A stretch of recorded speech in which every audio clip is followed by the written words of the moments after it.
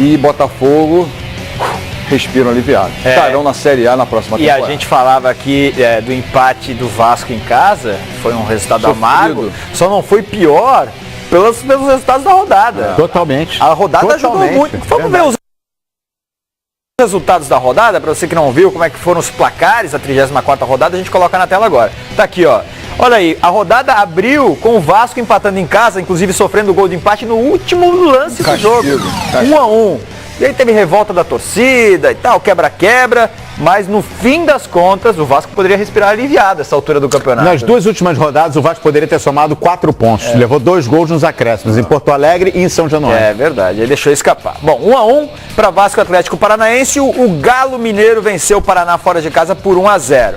O Bahia virou para cima do Ceará, também respira legal na tabela de classificação.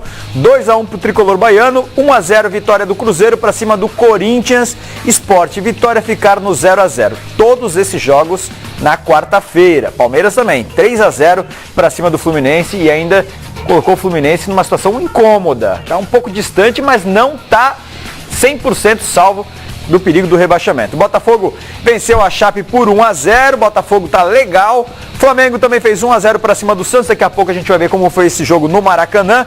1-1 para São Paulo e Grêmio, os dois morreram abraçados e o Inter se manteve na vice-liderança do Campeonato Brasileiro ao bater o América Mineiro no Beira-Rio por 2-0, um gol do Leandro Damião, inclusive, que entrou na galeria do top 10 dos maiores artilheiros da história do Inter. A gente vai mostrar o top 10 do Internacional, os maiores artilheiros da história do clube, tem o Bodinho.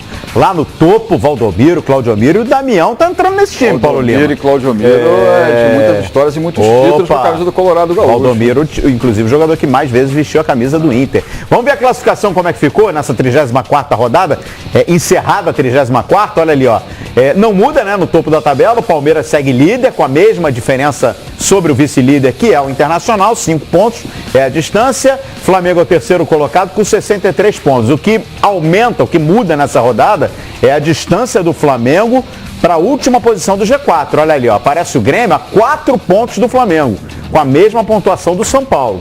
Então acho que, como o Renato disse ontem na coletiva, claro que pode mudar, mas acho que tudo está caminhando para essa disputa por G4 entre esses dois times aí, Grêmio e São Paulo. Atlético Mineiro está ali, ó, se segurando no G6, mas ainda ameaçado pelo Cruzeiro, que já está na Libertadores, Atlético Paranense e o próprio Santos. E tem uma turma chegando no G6, hein, Paulo Lima? Bahia, 10º colocado com 44, está ficando a 6 pontos do Galo. E o Botafogo tem a mesma pontuação do Bahia, ó. Vamos virar a página? Olha o Botafogo lá, ó. 11º colocado. Aí para baixo o negócio, olha, é mais preocupante contra rebaixamento. Fluminense, 41 pontos. Corinthians, 40. Vasco, 39. Sport, 38. Ceará, 38. E aí Z4, Chapecoense, Vitória. América Mineiro dificilmente vai escapar, hein, Paulo Lima? Esses são os 4 últimos finalistas, Calheiros, que eu apontei aqui no início da semana aqui no Bom Dia Fox, né, sobre aqueles que eu considero que estão mais próximos ou que vão ser rebaixados realmente. Chape, Vitória, América Mineiro e Paraná. E você falava da situação delicada do Fluminense, assim como o Botafogo e o Bahia, o Fluminense precisa de um resultado positivo para também chegar aos 44 pontos e pode ser na próxima segunda-feira contra o Ceará, aqui mesmo no Rio de Janeiro, com o apoio da galera, que é fundamental, né? E o Corinthians, Vasco, e o João falava aí do resultado que foi benéfico para o Vasco da Gama, não só para o Vasco, né? A derrota da Chape ajudou essa galera toda que está por ali, né? Ceará, Sport, o próprio Corinthians, até mesmo o Fluminense, né? Ou seja, a vitória da Chapecoense ontem empurraria o time de Santa Catarina para 40 pontos, olha onde é que encostar. E encostar lá em cima, ultrapassaria o Vasco. Seria mais preocupante para o Fluminense, Paulo Lima, que a Chapecoense ia subir, ia deixar o Ceará na zona do rebaixamento. A 3 pontos do Fluminense. Exatamente. E adversário direto na próxima rodada, como você destacou. Então é inacreditável que, ainda considero que agora, né, ontem, com as vitórias do Bahia aí também no final de semana e do próprio Botafogo, diminuiu, encurtou o espaço ali, né? Do Fluminense para baixo, tá todo mundo na briga, é claro que o Paraná tá cada vez já foi embora, já foi embora. Já tá, a briga ali é ferrenha. Acho que o América, tô com você, o América entrou no viés de baixa que não tem mais como voltar. Dá pra gente colocar a primeira página da classificação aí de novo, porque a gente falava aqui que o Cruzeiro já está na Libertadores, porque foi campeão da Copa do Brasil, mas outras três equipes também já estão garantidas na Libertadores ano que vem, que é o Palmeiras, o Inter e o Flamengo. Matematicamente. Não é o G4, mas na Libertadores, naquela primeira fase, então Palmeiras, Inter e Flamengo estão garantidos. Já temos 4 brasileiros definidos para a Libertadores de 2019. A briga segue boa. Ainda tem mais 3 vagas por vir, né? Grêmio e São Paulo estão encaminhadas, Atlético Mineiro, Atlético Paranaense e o Santos ainda brigam pela essa reta final aí promete. Agora, vamos falar muito hoje da 34ª rodada e abrindo o papo agora, hein, com a sua participação. Paulo Lima já vai abrir o voto dele aqui. A gente vai escolher hoje o cara da 34ª rodada, mais uma figurinha para o álbum do Bom Dia Fox. A enquete já está lá no perfil oficial do Central Fox Brasil. Você vai deixar o seu voto no Twitter. E olha aí os nossos candidatos, Paulo Lima. 2 muralhas. Fábio do Cruzeiro pegou tudo, especialmente no segundo tempo contra o Corinthians. E o Corinthians com menos 1 mais uma vez. Exatamente. O César, que ontem teve uma grande atuação no Maracanã, coroando aí com o pênalti defendido do artilheiro do campeonato, o Gabigol. Edgar Júnior do Bahia, tá jogando demais e meteu um golaço de letra contra o Ceará. A virada, né? E olha, esse cara aí a gente pode até questionar. Poxa, mas o Felipe Melo só entrou no segundo tempo. Mas o Felipe Melo tá nesse painel porque, na minha opinião, ele... Não fui eu que decidi, mas ele fez pra mim, pro meu gosto, o gol mais bonito do campeonato. Eu até discordei na eleição da galera. Eu até discordei de colocar o Felipe na eleição. Eu vi você cornetou. Não cornetei, porque eu acho que é o seguinte, na minha opinião, se fosse o gol mais bonito da rodada, aí ele entra. Olha aí, Paulo Lima. Olha aí. A rodada é um gol de muita felicidade, né? É uma pegada bonita, indefensável, não tem a menor dúvida disso.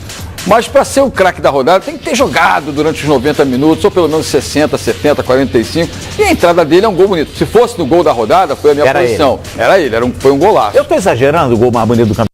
Eu acho. Não, eu acho que é um dos mais bonitos. Eu também. É um dos mais bonitos. É um dos mais bonitos. Né? Já tivemos gol. O do Edgar Júnior, por exemplo, foi um golaço. Foi um tapa de letra aos 49 do segundo tempo. Impressionante. Um time que vinha de derrota de 1-0, virou o placar e no último minuto do jogo faz aquele golaço. Ele que vinha até certo ponto sendo vaiado pela torcida, mas foi mantido na equipe mais uma vez. É um dos principais artilheiros do Bahia no Campeonato Brasileiro, hein? Ô Paulo Lima, só fazer uma ressalva aqui. A gente está vendo as imagens.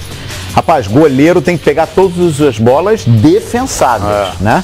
Essa do Felipe Melo foi indefensável. Mas o detalhe é que o Júlio César foi nela de mão trocada, hein? Se faz a defesa, o goleiro do Fluminense é muito bom, hein? Tá numa fase boa. Você vota em quem, hein, Paulo Lima? Olha, o Calheiros, é evidente que o Cruzeiro já está na Libertadores da América, né? Campeão da Copa do Brasil.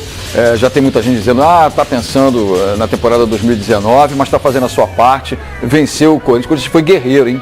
Mais uma vez, 2 jogos seguidos com 1 a menos. É duro, hein? Um segundo tempo inteiro, primeiro contra o São Paulo e ontem contra o Cruzeiro também. Contra o São Paulo e ontem contra o Cruzeiro, o Corinthians jogou pra cima. A Fiel tá louca, né? Porque o time tá na crise do rebaixamento. Mas o meu voto é do César, né? Fez uma defesa, essa defesa do Gabigol é fantástica, né? É em cima dele, foi em cima dele, mas ele tá lá. Ele tá ali colocado, abafou, bem em cima do lance, ou seja, estava ligado na bola, atento, reflexo, tudo isso. E o pênalti Salvador, né? Com a mãozinha direita lá, dá uma esticada e tal, e faz uma bela defesa. E deu pelo menos ao Flamengo no dia do seu aniversário, no dia da festa, Maracanã lotado mais uma vez. Eu acho que o César é merecedor de estar, pelo menos na minha opinião, Teu voto é certo. No nosso álbum de figurinha. Eu vou votar no Felipe Melo, só para te cornetar. Felipe Melo é o meu voto, mas o que vai importar mesmo é o seu voto. Então vai lá no Twitter, participe, perfil oficial do Central Fox Brasil, a hashtag Bom Dia Fox Sexta. Vai votando, hein, que lá no final do programa a gente vai colar a figurinha.